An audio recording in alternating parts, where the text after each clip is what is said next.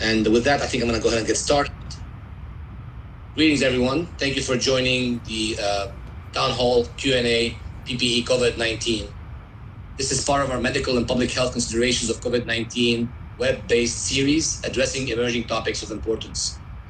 The American College of Medical Toxicology has stood up in a COVID-19 response task force with several valuable resources online at acmt.net, which includes this webinar series. Today's town hall is not on our usual Wednesday webinar series date, because we are actually organizing this town hall as a follow-up to the webinar we delivered on April 8th. That webinar had Dr. Joe Koshardi as our guest speaker, and had over 8,000 participants and hundreds of questions that we received. Unfortunately, we were not able to address all these questions that day, so we compiled them and decided to bring it to you today and add two other additional expert panelists for this town hall format that is meant to be interactive, relaxed, and informative. Please make sure you send in your questions through the Q&A or the chat box. Dr. Paul Wax will be monitoring those, and we will address those at the end. We do have a number of questions that we want to go through right now. Those were selected from the compilation that we received on April 8th. So we will go through those at first. Please remember to use the side-by-side viewer so you can see the speaker, the panelist, as well as the slides. To find that option on your WebEx, you hover your mouse to the right upper corner. You find a white circle that you can actually hover over and find the side-by-side view option. If you do that, you can see the slides as well as our panelists. We will also have this session recorded and available along with these the current slides that we're using as a PDF on our website by Monday afternoon. Please continue to monitor our mailing list. Consider joining our mailing list on our website and share information about our webinars and special resources with your colleagues.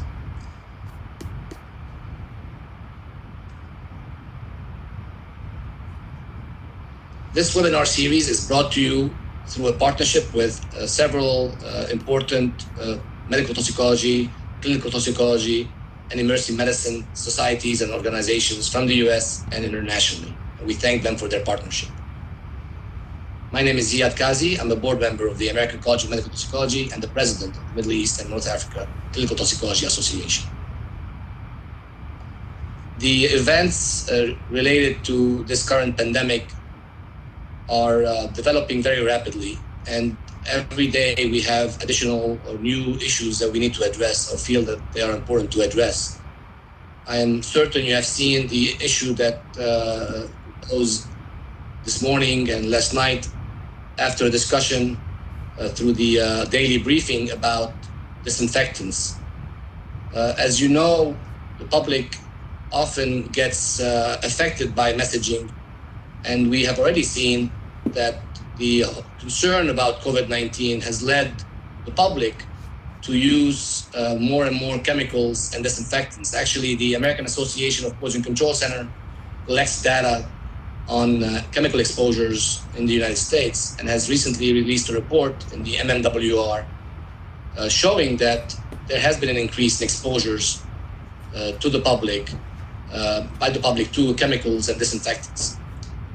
Of course, the news that occurred yesterday has the potential of creating additional inadvertent exposures. These exposures can be dangerous and lethal, especially when these disinfectants are ingested or injected. Many of us toxicologists evaluate such exposures and treat these poisonings clinically and through the poison center. I think it's really important to educate our public that these injections, and even skin applications can be toxic. So please spread this message amongst public and join others online that are warning about this hazard, such as the parent company of Lysol warning about the injection of disinfectants to treat COVID-19. Today's panelists are three. Dr. Stephen Borron, who's an expert medical toxicologist, as well as a specialist in occupational and environmental medicine, immersive medicine, and a professor of immersive medicine and the chief of the division of medical toxicology at the Paul Foster School of Medicine, Texas Tech University Health Sciences Center in El Paso, Texas. He's also the medical director of the West Texas Regional Poison Center. We have Dr. Joe Cushardi again. For those of you who have not viewed his webinar on April 8th, he's a certified industrial hygienist, certified safety professional, registered sanitarian, registered environmental health specialist, and founding principal of Cushardi and Associates, Inc. And I'm proud to say that he's also an ACMT member. Last but not least, Dr. Michael Holland, who is a clinical professor in the Department of Emergency Medicine at State University of New York, Upstate Medical University, Syracuse, New York, principal medical toxicologist at CTEH, North Little Rock, Arkansas, and an employee health director at Saratoga Hospital, Saratoga Springs, New York. Dr. Paul Wax, the executive director of ACMT, will be joining me at the end and moderate the Q&A. None of our speakers have any conflicts of interest to disclose. So let's go ahead and get started. Dr. Cushardi, of course, we're going to start with you since you were our speaker on April 8th. Of course, Dr. Borron and Holland will chime in. And I'm actually going to start using just the first name for simplicity. So, Joe, one of the major questions that we looked at, common questions that came in through the webinar, is the difference between a face covering, a surgical mask, and an N95 respirator. If you can maybe explain that in a simple manner to our audience, that would be appreciated. Sure, and that's an excellent question, and one that we get pretty routinely. A face covering is just as it says. It's something that covers the exhalation areas, your nose and your mouth, and doesn't always, but may stop some of the exhaled particles and viral materials into the air. Surgical mask is a FDA tested and certified covering. The difference between a normal face covering and a surgical mask is that surgical masks are all tested. They're flame resistant due to some of the flammable anesthetics and oxygens that are sometimes in surgical suites. And they also, many of them have antimicrobial materials that are attached to them as well too. Surgical masks are designed to protect others from your exhaled breath because they don't have a tight seal around your face mask. An N95 respirator, and respirator is the key word there, is something that protects you from others as you inspire whatever is in the air. So a respirator always has either a positive pressure with it or a seal around the face piece so that all of the inspired air can come in through the filtering devices. I believe the next slide is we can go to the next slide, is a description of an N95 respirator. And I think sometimes nowadays we use the terms N95 and respirator interchangeably. I'll talk about the N and the designation for N and the 95% effectiveness of the respirator in a minute. But if you'll notice, any respirator is, as it covers and seals the face in the inspiration areas, has identifiers on it that talk about who certified the respirator, what model it is, what manufacturer it is. This particular one happens to have an exhalation valve on it as well. Keep in mind, this is a NIOSH, or a CDC NIOSH certified respirator, and other respirators from other countries around the world will also have markings that may not be the same as our N95 markings, and they're qualified in different manners. European standards are different. Chinese standards are different. Korean standards are different. Australia and New Zealand have different standards as well too. We'll talk about those in a minute also, but you may see things like filtering face piece identifiers. You may see things like EN identifiers. All of those can be traced back to the certifying agency for that particular respirator. And again, the key term there is respirator because a respirator is designed to protect you from something that's going to get inside your body through the inhalation route. Next slide, please. Now, yes, I wanted to follow up on that, Joe. So you mentioned, so you're saying that we have to have a kind of a tight fit on the face to avoid any of the particles entering from the side, correct? Is that what you're trying to say, Moderator? Yeah, and that's correct. Obviously, airflow is going to follow the path of least resistance. So if there's no seal, for example, on a surgical mask that attaches behind your ears, or on just a typical face covering, no seal, the air, when the pressure differential is created, is going to flow in through those areas versus the blocked areas that are directly in front of you. Conversely, those sorts of things that are directly in front of your mouth and your nose will stop particles from getting out. That's more of a shield than a respirator. Now, why do they call it N95? Why wasn't it called something else? I mean, does it mean anything, these numbers and these letters? Definitely, and the numbers and the letters have particular significance. So we have two classes of respirators. We have filtering face pieces that have NRP and efficiency designations, as you see here. And then we have tight-fitting respirators that fall under other standards, such as powered air purifying respirators, breathing apparatus, and airline respirators as well, too. Let's just talk about the filtering face pieces for now, because those are the ones that are used for the most part in our current situation. If you look at the left side of the slide, you can see that they're designated as N, not resistant to oil, R, oil resistant, or P, oil proof. Not resistant to oil respirators are designed for particulate matter. Resistant to oil respirators are designed for 8 hours of exposure to an oily material, a paint, a solvent, or something of that nature.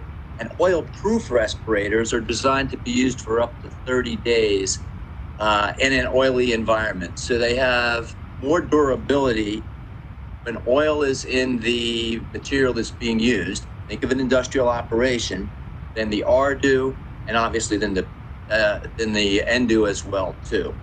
So you may want to draw a cut line underneath N. N is not oil resistant at all. It's for particulate material, particulate matter. R and P are the less used and more time for use oil-proof respirators. Now let's take a look at the right side of that slide. The filter efficiency. 95% series respirators are 95% efficient. 99 and 99.97, the 99 and 100 series respirators are 99% efficient, and 99.97 are HEPA filter efficiencies. So as you look at what we're using, the term N95 is really a misnomer. It's merely identifying that you're using a particulate respirator that's 95% efficient. I do want to mention here that if you use the standards from some of the other countries that I just talked about, there are similar designations. However, they will not be in terms of NRP 95, 99, 97, 99.97 or HEPA filtered respirators.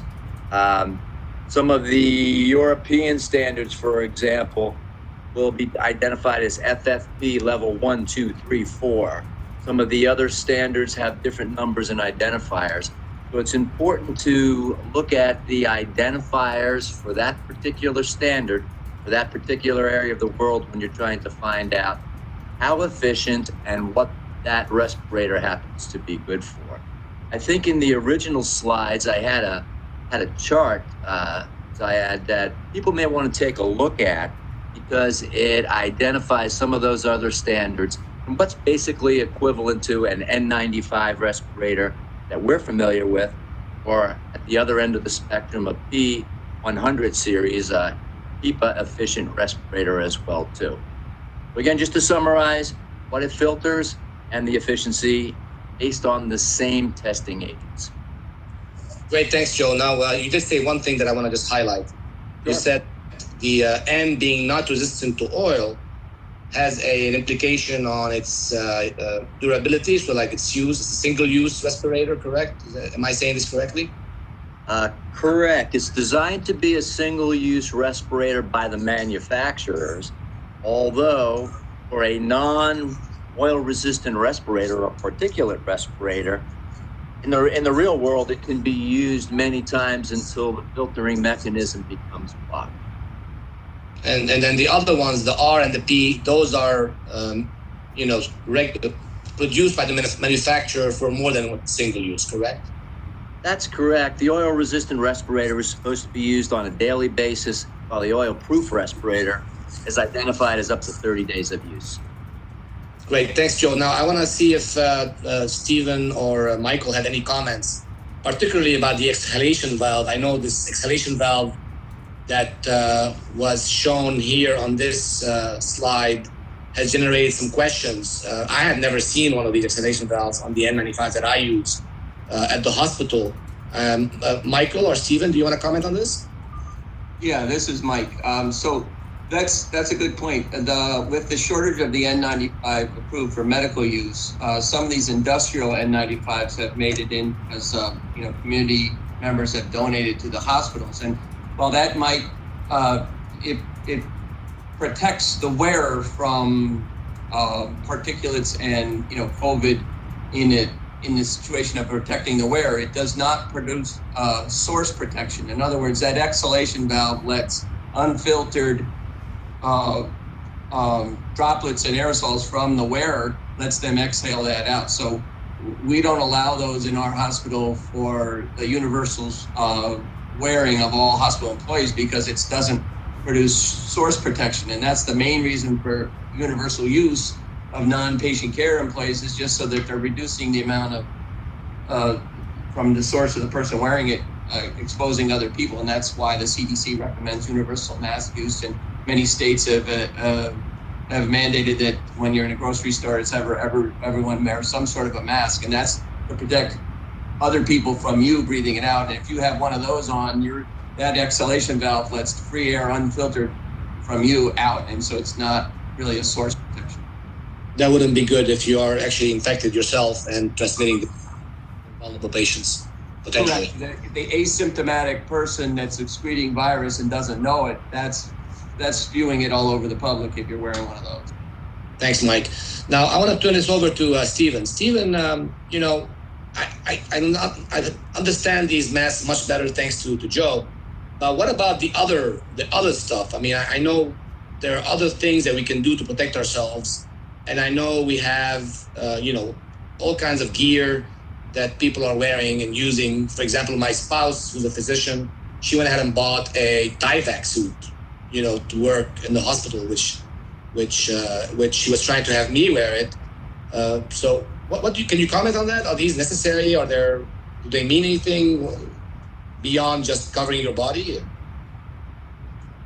Yes, I wanted to just pick up briefly on what Mike was saying about the exhalation valve on this N95. This is an industrial mask, and some hospitals may end up with no alternatives other than to use industrial masks if things continue to result in shortages. If you're going to wear a mask like this, an N95 with an exhalation valve, it's recommended that you cover it with a simple face mask. And this gives you the source control that Michael was talking about, so that if you're coughing or you're breathing out, your secretions coming out of your breath are held against it, and will offer some protection to the patient that's being treated. Whereas with the exhalation valve open, there's no protection at all for the patient. So let me take this off here, and then I'll comment. That's a good trick, Steve. I like it. Yeah, that's really cool. Thanks, Steve. So going back to my question about PPE. So, does it matter what I put on other than the mask? Is the mask enough? Are these gowns enough? Or are there other things that I could do beyond PPE? So, what is the next weapon that I have or tool that I have? Well, in terms of other PPE, you clearly need to have some skin protection. And one of the things that there seems to be some confusion about is is what kind of protection is offered by a gown. It depends at all. There are 4 levels of gowns available, surgical gowns, and they're isolation gowns, also characterized in 4 levels. Levels 1, 2, and 3 don't have any demonstrated protection against blood and viruses. Only the level 4 gowns have been tested for viral penetration. And so it would be important, even if you're wearing a gown, if it's a level 1, 2, or 3, to realize that your clothing may become contaminated over the course of your hospital shift. And so it's a very good idea to change clothes before you go home, if possible, and to launder those clothes before they're worn again. As far as what was your last question? Oh, other forms of protection. The goggles. If you could show the slide, I think we have a slide of engineering controls. Okay, this is the hierarchy of hazard controls or engineering controls to protect the worker, and in this case, a healthcare provider. We really don't have the choice of elimination or substitution in this case. These apply more to chemical exposures, but there are engineering controls that can be done. One of these is use of negative pressure rooms, or AIRs, infection control, where negative pressure is used.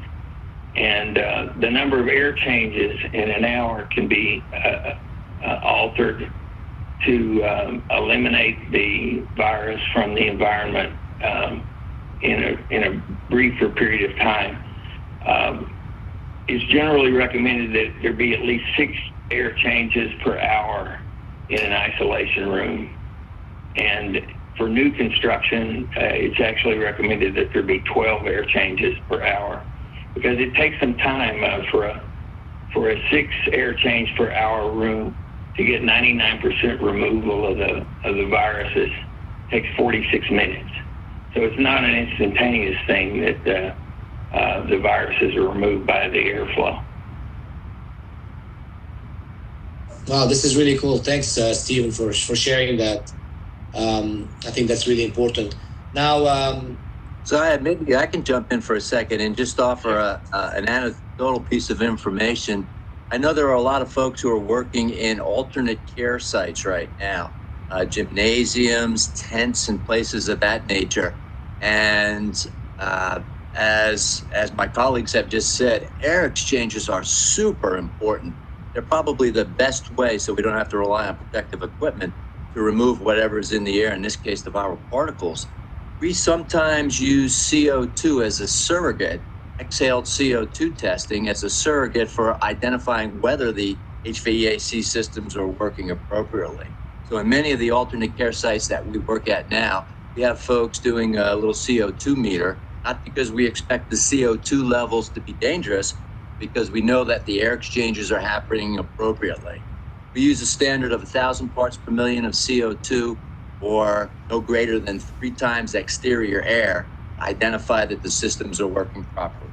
Again, alternate care centers many times are in places where they're not designed to be hospitals, not designed to have a lot of air exchanges. They're big open spaces. So we use that CO2 as a surrogate to identify whether they're working appropriately. thanks, Joe. Thanks for this expert advice.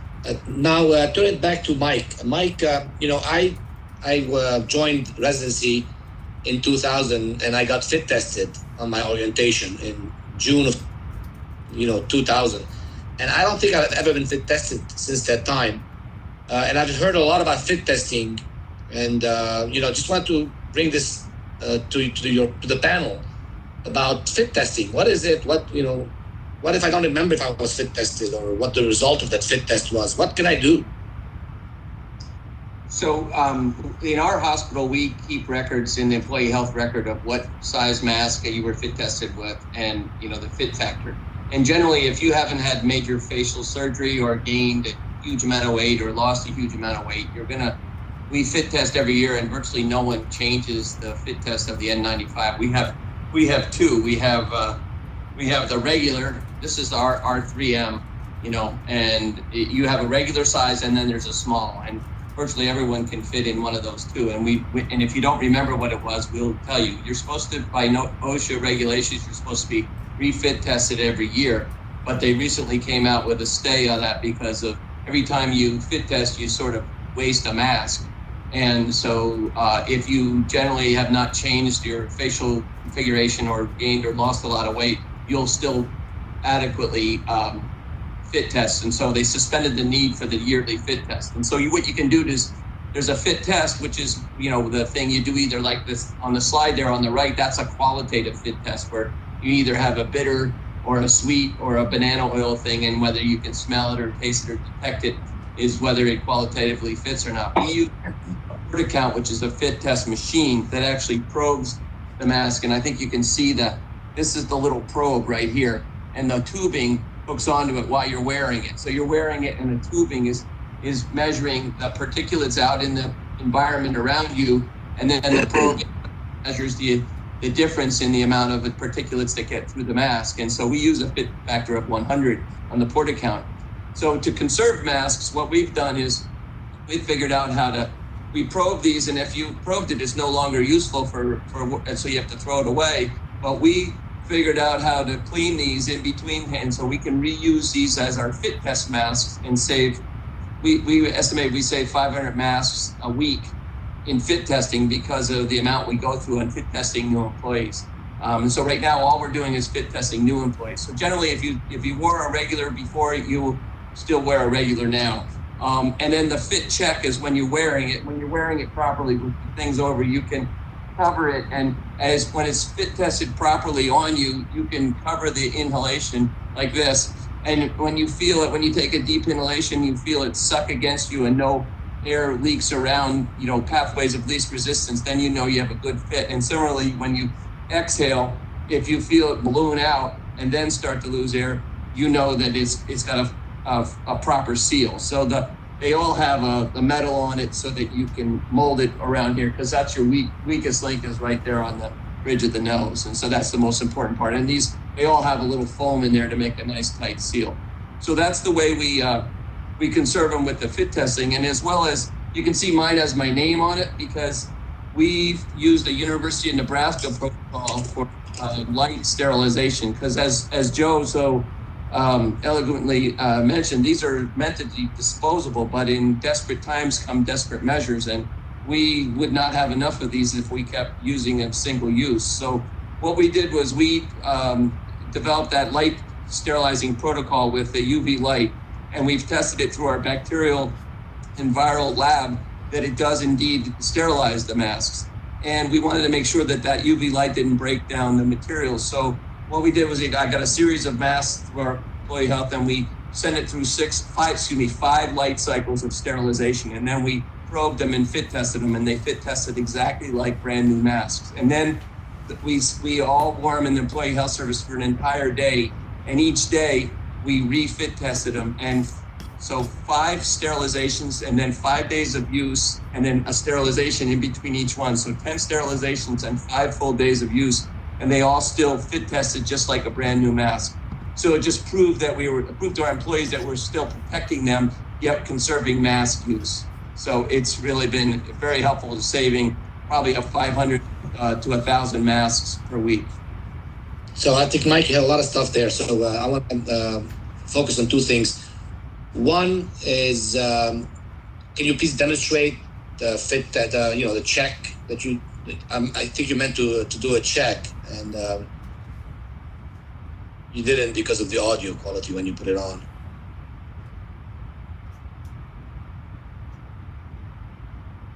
And I think you're muted. There you go. Go ahead. Sorry, I had to hit the space bar, and that automatically mutes you. All right, so if you can do it various ways. With the ones with the valve, those are a little easier because you can cover the valve for the positive pressure. But so for positive pressure, you can see that she's just covering, so you're making it not much of a filtering. And so if you have it on tightly and you do the positive pressure, you blow out, and you can feel the mask balloon out and not escape until you really, so then you know that it's got a nice seal. And then for the negative pressure, similarly, you're just covering whatever it's sucking in, and you can feel the mask collapse in on you without feeling air sneaking in at other areas. And so you should do that seal check every single time you use the mask. But then you end up touching your mask with your hand. Well, this is, you're theoretically, you're getting your mask out, you're wearing gloves, which I'm not, but you're wearing gloves, and you haven't touched the patient. It's not a contaminated mask yet. So you're doing this. That's an important reminder. Now, the second thing you talked about that we should probably get back to, we could get back to it later, but back right now. So this UV disinfection or this UV sterilization process, any UV light? I mean, is this a specific machine, or I mean, where can you find? It's the same. It's many hospitals have it for disinfecting endoscopic things and delicate materials that need to be sterilized but can't withstand autoclaving or the chemical glutaraldehyde disinfection. So there's a special intensity and wavelength of UV light, and we've taken over one of the endoscopic rooms, and that's where we do the UV light sterilization. And I think it's 6 minutes each side. So we clean the straps with the alcohol, and then they're hung up on a rack like this in 6 minutes on this side, and then they turn the rack, and it's 6 full minutes on that side. And then we've done swab testing to prove that it is actually sanitized, and so it comes back to the same users. And so the way our hospital does it, we have a soiled mask. Once you've used it for a day, you put it in a brown bag. It goes back to sterile supply. When they've sterilized it, they'll make another tick on it to show that it's been sterilized a second time, a third time, a fourth time, and they put it in a white bag, and then it comes back with your name on it, and it's stapled, sealed, so you know it's been sterilized. So brown is, used, and the white is clean, so everybody knows, and you're not using someone else's mask, and you know that your mask that you're putting on again is sterile again. It's a good system. It works out pretty well. Fascinating. That's really cool. Thanks for sharing, Mike. Sure. Just want to turn this over to Joe again. Joe, one of my buddies at the VA Medical Center here in Atlanta, he has a PAPR for intubations. Is that, I'm familiar with PAPRs for chemical emergencies. What is the role of PAPRs as opposed to just an N95 when you're performing these intubations or bronchoscopies? Sure, and that's a great question. Before I get to that, let me just mention something that Mike talked about. It seems like in the current situation that we've run into, there are two barriers. One is not having enough N95s or other respirators to begin with. The second is if you go to fit test, not having the substances to fit test or the hoods to fit test someone in for the qualitative fit tests. I want to mention that both of those, how you replace or how you compound your own materials are all referenced in the OSHA standards. So if you went to the OSHA respirator standard Appendix A, it would tell you how to compound your own fit testing chemicals, your substances, and what to use as hoods or what alternatives you could use as hoods as well out there. Many of them are very easy to buy right down at the local hardware store. So you need not let those things be closed gates to your fit testing program right now. Second thing I want to mention is just that typically we see about 5% failure rates in all of the qualitative fit tests. So if your health people are out there doing fit testing and they come back 5 days in a row and they say 500 people have passed every day, something's not quite right in the process. Just traditionally, you should be looking for some failures that are in there. Let's talk about PAPRs, Howard Air Purifying Respirators. So as you can see, there's a good example of one on the screen now. It's a positive pressure unit, so it doesn't require a tight seal around your face because the pressure inside the face piece is greater than the face pressure outside the face piece. So it flows down around your neck or your chin, or wherever the loose-fitting seals are. A couple of advantages to it. It does have a higher protection factor. So for an N95 mask or a filtering face piece, about 1 out of every 10 particles will get through. With a into your breathing zone. So with a PAPR or other powered air purifying devices, the protection factor is up around 1,000. So one will get through for every 1,000 particles that are out there. Now, in our current situation, there's some concerns as well, too. In addition to them being more expensive, you need to make sure that you have appropriate filters on them. You need to make sure that the batteries are charged.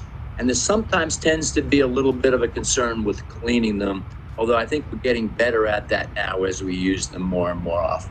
So if you have PAPRs available, one strategy you may want to consider is to keep them for the highest risk operations.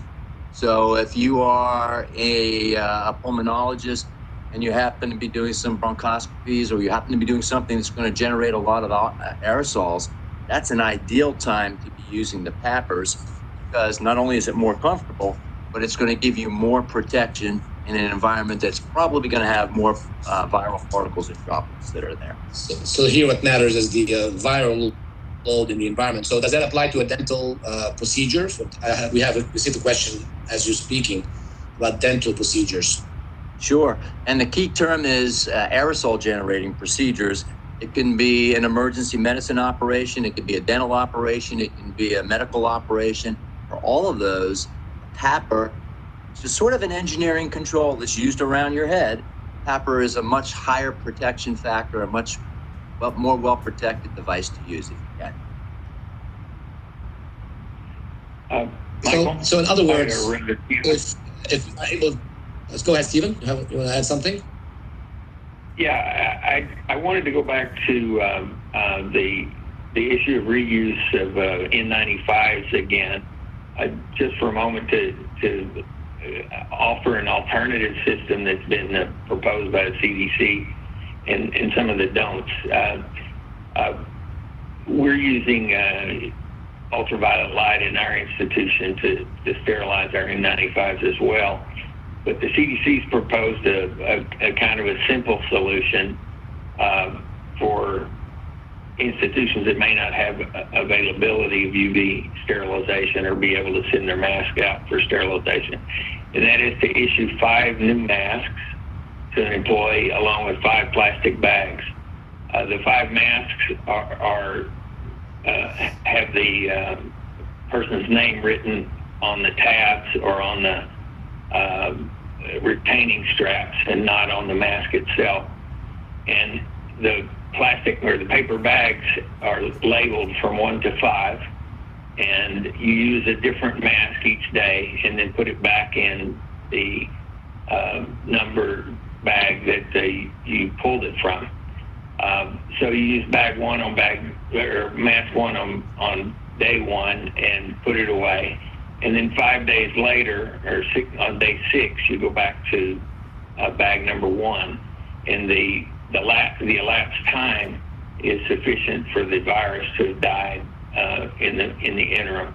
You need at least 72 hours for the virus to die in the secretions on the mask or respirator, and this offers you more than 72 hours by using 5 masks in series, and you can use them for up to a month that way by recycling them at the end of 5 days. You start over. You can use them for a month and then you throw them out.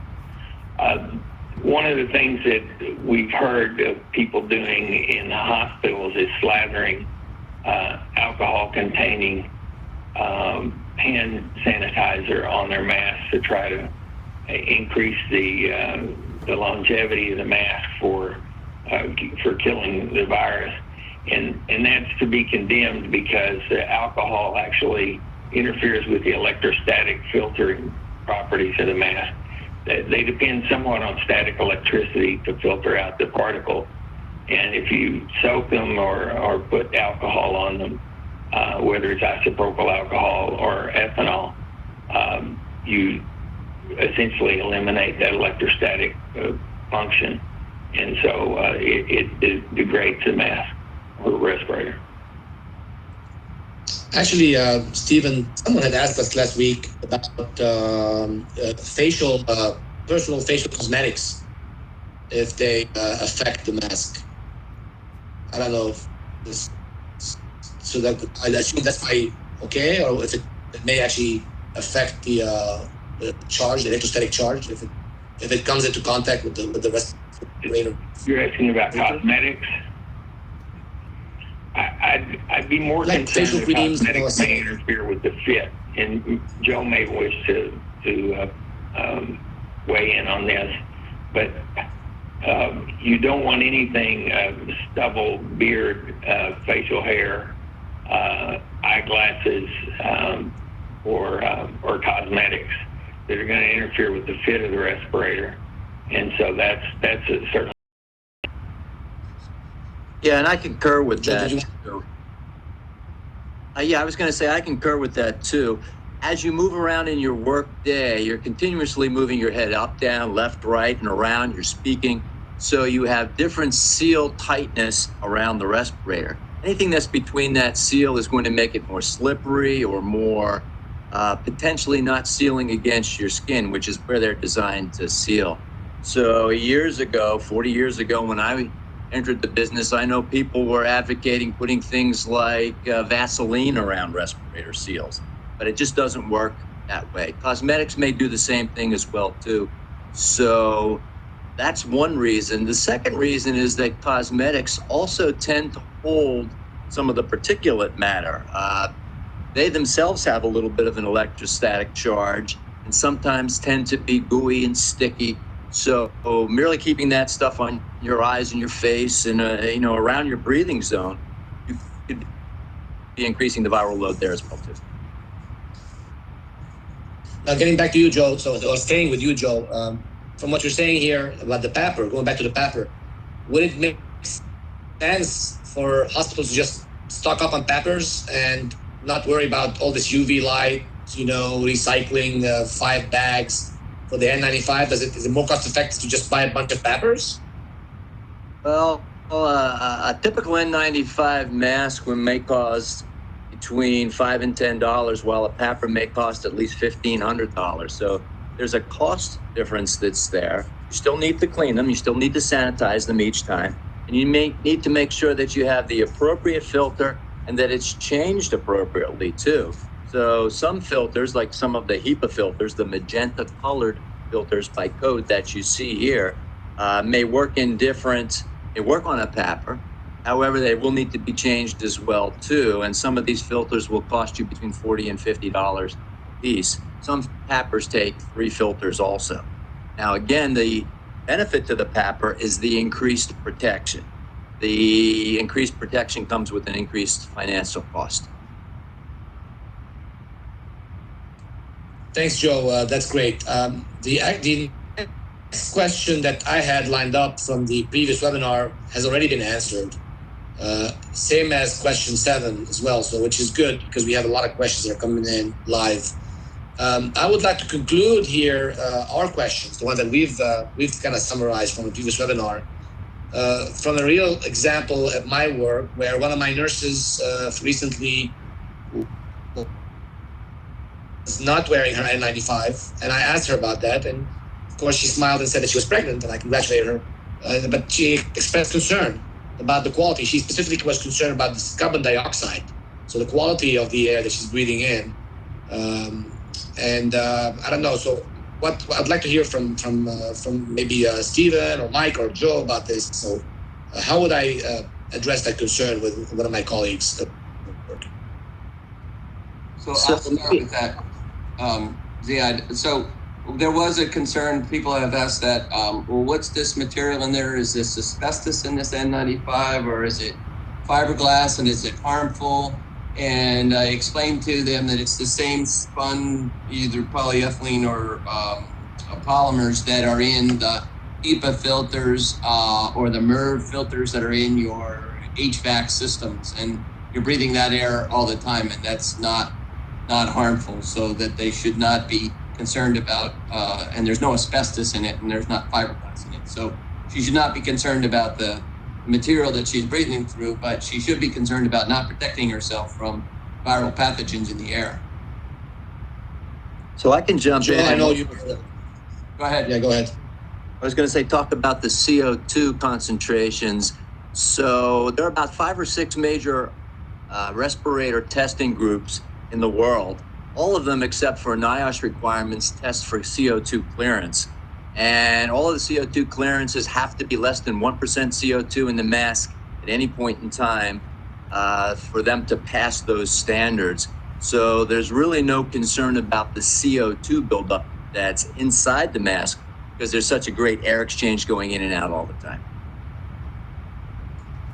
Awesome, thanks. Anything else, Stephen, before we turn it over to the live Q&A with Dr. Wax? Okay, yes, Stephen, go ahead. No, go ahead, Ziad, that's fine.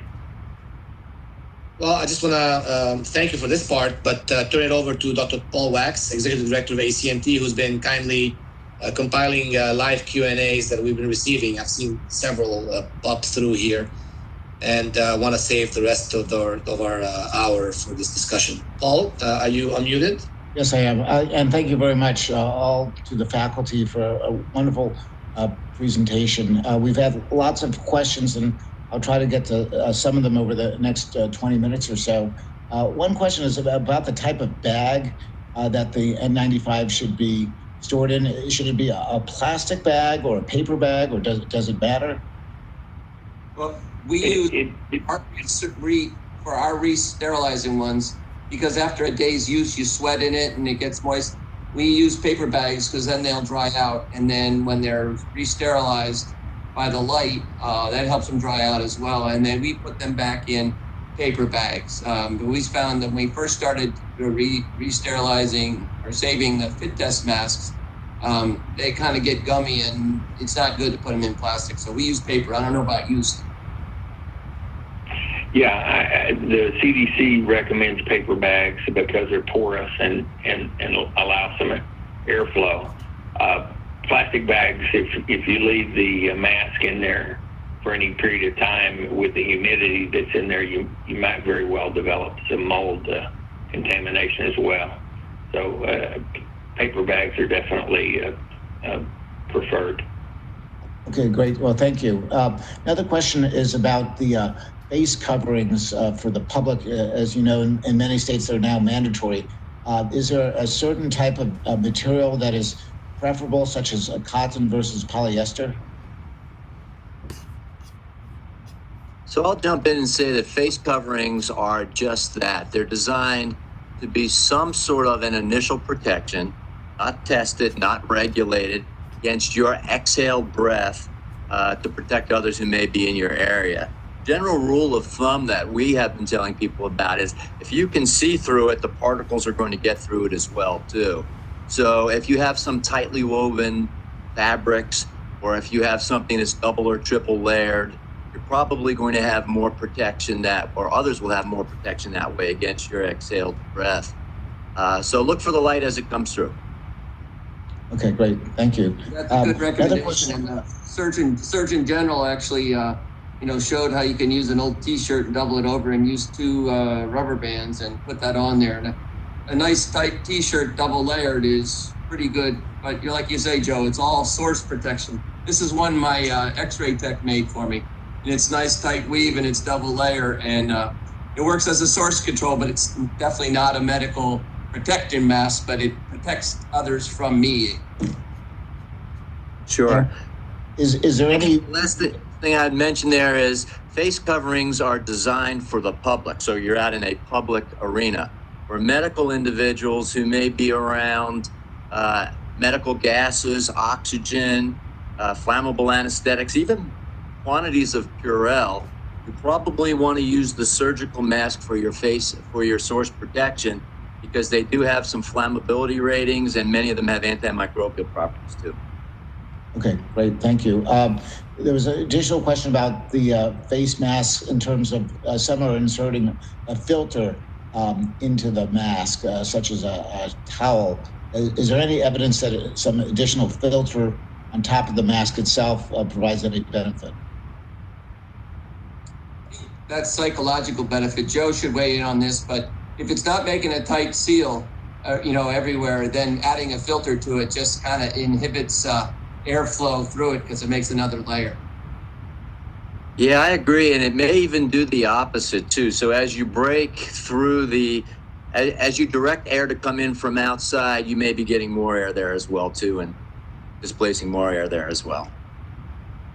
I have a couple of questions to chime in, Paul, if it's okay. The first is regarding if a person finds makeup stain on the N95, is that a total knockout for that mask? The second question also is we'll go to Mike. The UV light, does the wavelength, range, and output power affect the time needed to sanitize? I don't know if anyone on this panel can answer that question. So Joe, maybe you want to take that first one and then take the makeup question? Sure. Typically, we tell people if there's anything on the mask, and every time you put on your mask, whether it's the first time or the third time it's coming out of the bag, you want to inspect it first. We tell people if there's anything on the mask, then that's an indicator that there might be some degradation there. So if you do have makeup or oils or any sort of like facial paint or anything like that on the mask, you're not going to want to use it. Okay, and that's a good point, Joe. For our fit tested ones that we clean off each day, and we don't allow, for a fit test, we tell people no facial makeup because that's going to get it on the mask and compromise it for the next person. So no facial makeup allowed for a fit test. Very good. What about UV light specs? Can you comment on that, Mike? I know you mentioned the UV light. So what was the question? The question was, does the output and wavelength of the UV used affect the time needed to sterilize one mask? Yes, so you can get it freely on the web. It's the University of Nebraska's UV light sterilization protocol for N95 masks, and that's where we got it. And so we follow their protocol, and it with our light intensity and the amount of wattage it has, we calculated it needs 6 minutes on each side. So that's what we do. And what about the issue surrounding the, I think it's called the KN95? What is that? What's a KN95? One of the foreign ones that Joe was talking about. And Joe can weigh in on it, but this is what a KN95 looks like. And you can see how it's just an ear. It's more equated to a surgical mask because you can see how it goes around your ears, but it doesn't have a tight enough seal. We tried and probed a number of these to get a fit test, and it does not fit test like an N95. So we consider it a surgical mask. Joe, did you have a comment on that? Yeah, a KN95 mask is a Chinese standard mask. Originally, they were not allowed to be used in this country because of a concern with their manufacturing protocol. If you follow it by the book, their testing and their manufacturing protocols are the same as ours. So they're used now, and they're allowed to be used as N95s now. That said, I will tell you that I was at a location in the last 2 weeks where KN95 masks were brought out, and we had 30 out of 30 nurses fail fit tests. So while the standards are there, while they can be used now as some protection, I would be cautious. Yeah, I agree with you. We probed a bunch of them, different white ones and blue ones, and none of them were able to make enough seal to pass the quantitative fit test with the Port of Council. We don't consider them N95s. They're just surgical masks as far as we're concerned. And Mike, one of our viewers just sent me a message. She was asking, do you mind repeating how you explain the difference between a probe and a fit test, qualitative fit test? And she was wondering, which one was better, or is one better than the other? I know that question came through, so I appreciate you just tackling it. I have an opinion on that. The qualitative fit test is cheaper. You can buy those. It's a hood, and like Joe said, you can make up solution, and you can put the hood over, and you get these things pretty readily. But they're very subjective because you have to rely on the person that's being fit tested that they don't detect the solution, either a Bitrex or a saccharin solution or the banana oil, whatever. So if the person subjectively wants to get this over with and say, yes, I'll fit test, they may lie and say, no, I don't taste it. No, I'm good. And it may not really be a good fit. Whereas another person who does not want to, be fit tested, they may say, no, I detect it. And they they're not able to be fit tested on any of the masks you have. So it's completely subjective. Whereas the qualitative fit test, for us, it's faster and it gives you hard numbers data that you know whether it works or not. And that's why we use that. So it's the little probe there. It goes right through the mask. So it simultaneously tests the particulates in the air around you as well as inside your mask. And it tells you the fit factor of how well it's working. And there's no subjectivity to it, whether it either works or it doesn't. That's my opinion. Thanks. Paul, back at you. There was a question about if someone is immunocompromised and is at more risk, someone from the public, should they wear an N95 for better protection versus just a scarf? Yes, it's just a source control. So someone who's immunocompromised should be wearing, a better mask, like at least a surgical mask, and probably if they have an N95, they should wear that. Most people that are, before this pandemic happened, most people that are immunocompromised or after chemo were actually wearing N95s from their oncologists to wear around public. So I don't think that should change. Yeah, thank you. So how long can you wear an N95? How long can you wear it continuously? The CDC says you can wear an N95 for 8 hours. I don't know, Joe may have a different perspective on that, but that's what they recommend is 8 hours at a clip, and then they need to be removed. I think the questioner may actually be asking a little bit different question. I think they may be, and I agree with Steve, but I think they may be asking how comfortable is it, and like really what happens if you're using an N95 respirator.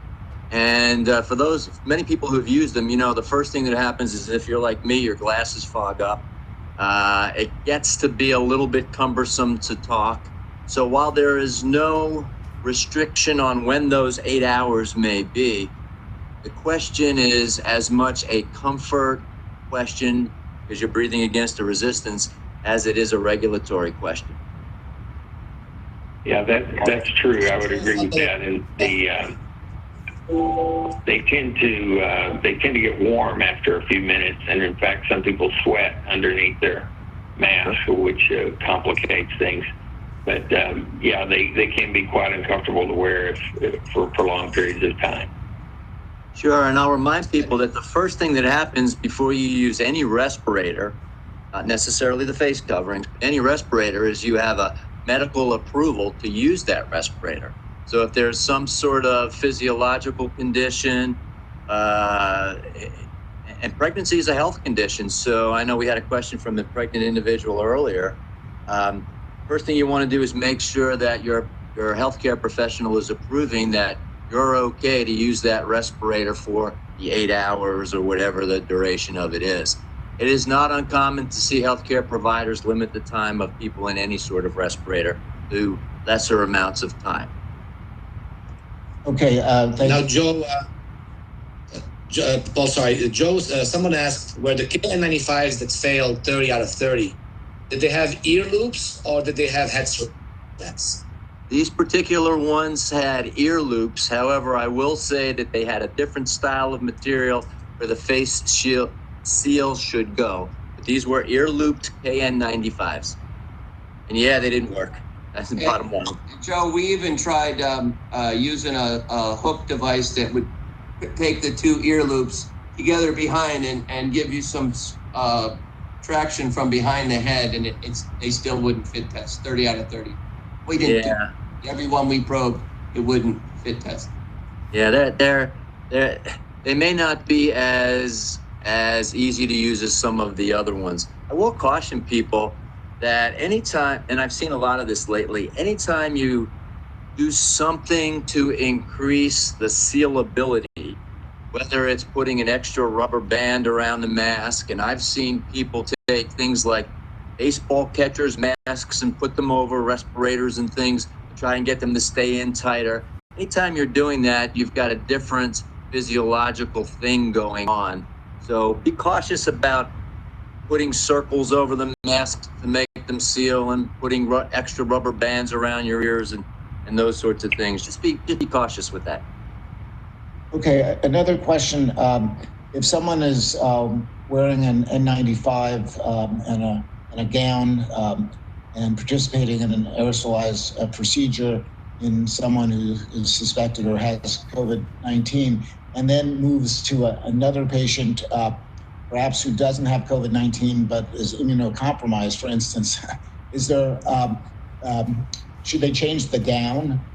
And if they use the same mask, is there any risk of exposure to the next patient?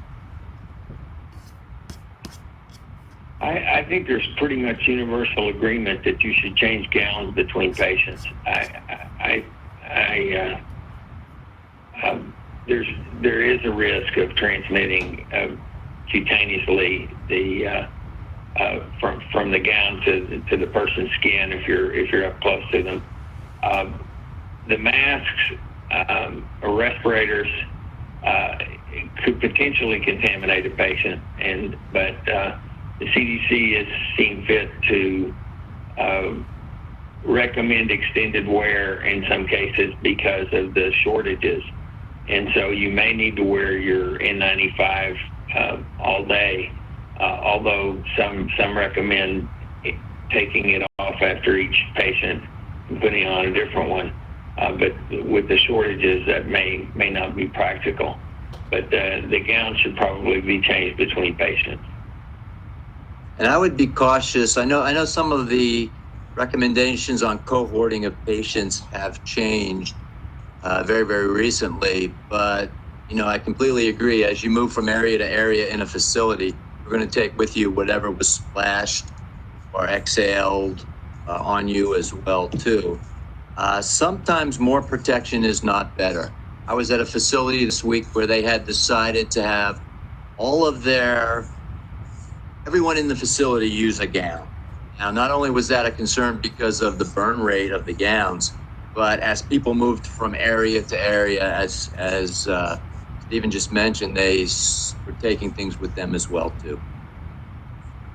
Now, there was an important question. One other thing in that vein that I would mention is that there's a study out of Wuhan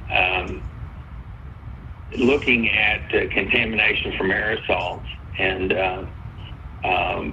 the two most contaminated areas in their hospitals were the restrooms and the place where the physicians took off their PPE, because when you take off the gown, you risk jostling the gown and re-aerosolizing the virus. So it's important to take care in how you remove the gown and to limit that to specific areas.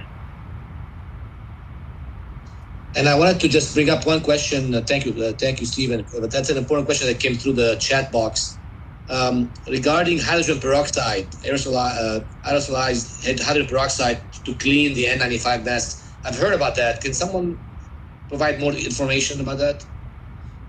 Yeah, one of the questioners said there's a BATTELLE or BATTELLE organization that uses that system.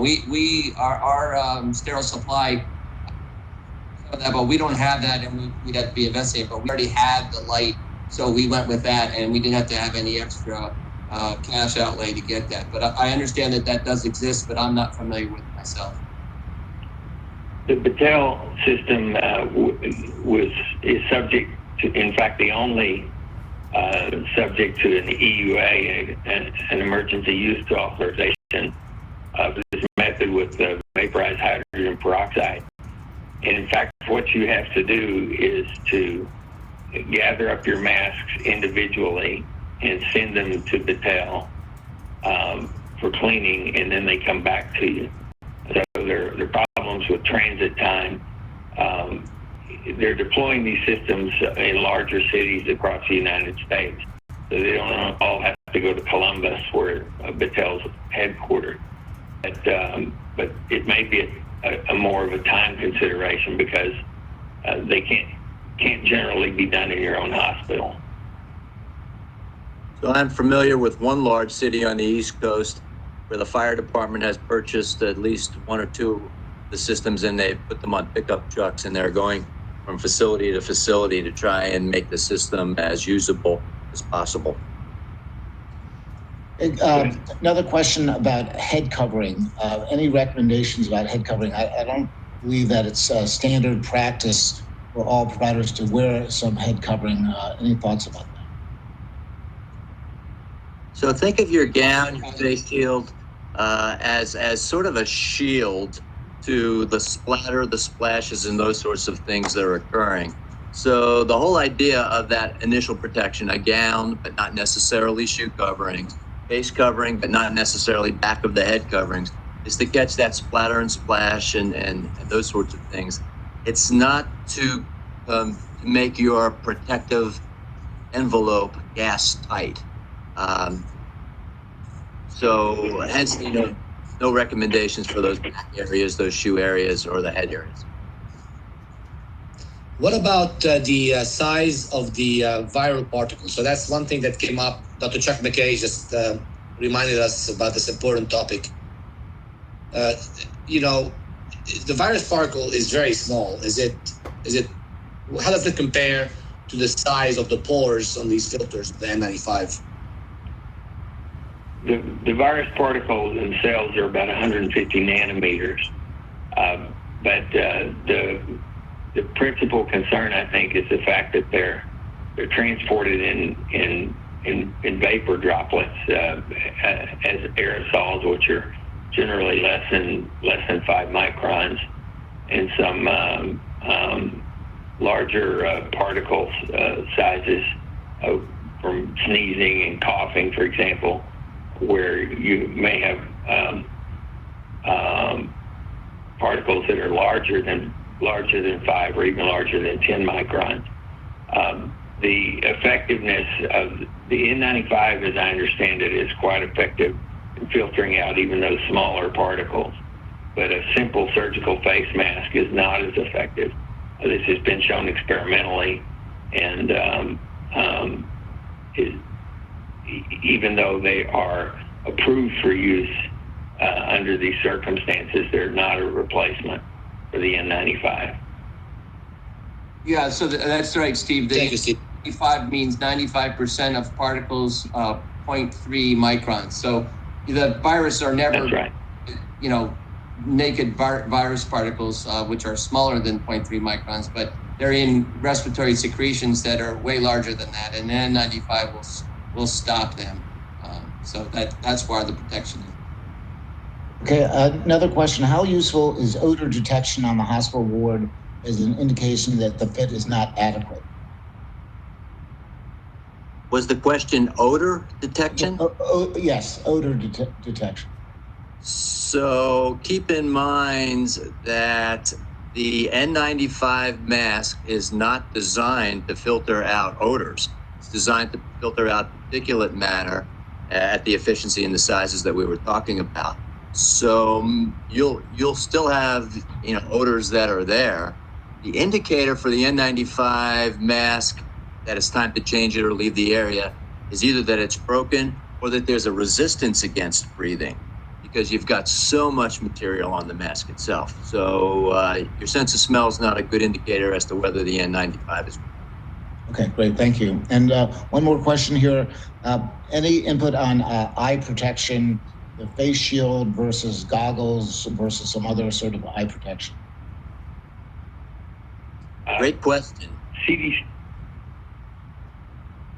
Go ahead. Well, I'll mention that CDC recommends goggles as a superior method of eye protection, actually NIOSH, followed by the face shields, and they do not recommend safety glasses.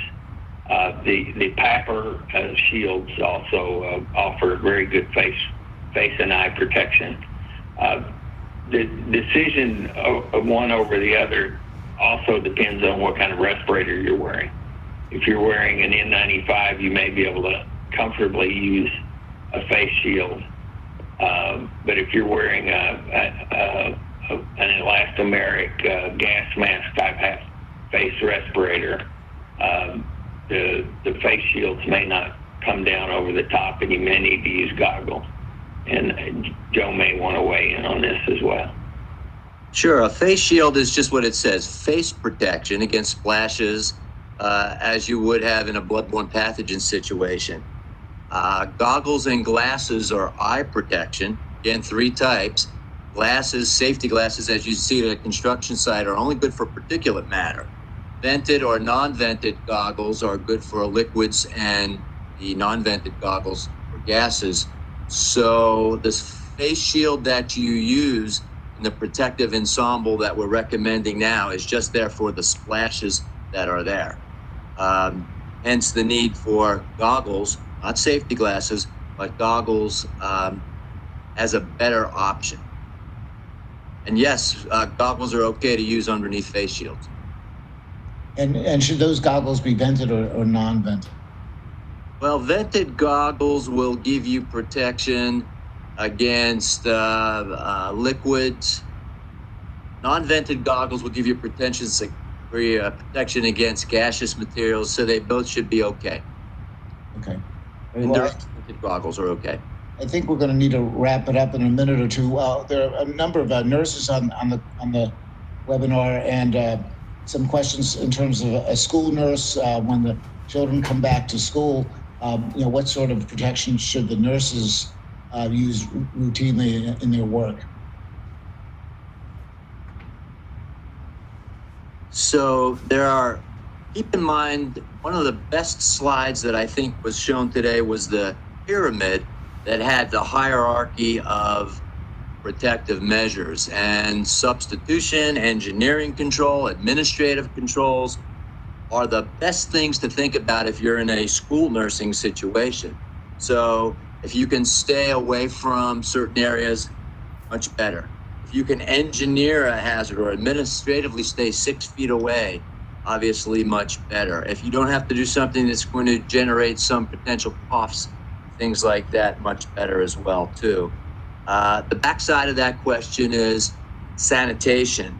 So in facilities right now, we're recommending any facilities larger than 50,000 square feet should have a cleaning daily, and others should have a routine cleaning as places go back online. That'll be many schools that should have routine daily cleanings with an appropriate being, in my world, EPA List N, something that has an indication that will work in this situation, chemical, and there are thousands of them that are around. So the ones that your cleaning folks will use, I'm sure will be good as well too. Summarize quickly: clean the building daily. Stay away if you can, and if you have to, then if you're within 6 feet, then you can use your protective equipment. Thank you. Ziad, any additional questions? I know we have not got into a bunch of the questions, but we plan to review the questions, and we'll be posting answers to these questions up on our website in the webinar FAQ. Again, I'd like to thank all the panelists. The expertise that you bring to this discussion is highly desirable, and given the fact that the PPE issues are going to remain with us for the foreseeable future, and the science is clearly evolving, we will try to remain up to date and provide updates on the PPE situation moving forward. Thanks again. Our next webinar is next Wednesday, the 29th of April. Dr. Nicole Pecora, who's the Associate Director of Microbiology at the University of Rochester, will be discussing both the viral tests as well as the antibody tests.